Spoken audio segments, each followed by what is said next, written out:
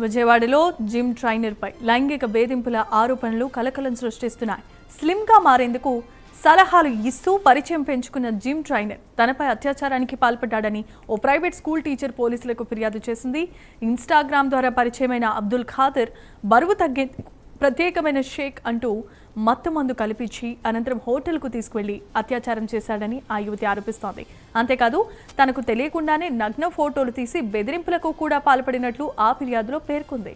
బాధితురాలి ఫిర్యాదు మేరకు సత్యనారాయణపురం పోలీసులు కేసు నమోదు చేసి దర్యాప్తు ప్రారంభించారు. యువతిని వైద్య పరీక్షల నిమిత్తం తరలించగా నిందితుడు అబ్దుల్ ఖాదర్ పరారీలో ఉన్నట్లుగా తెలుస్తోంది.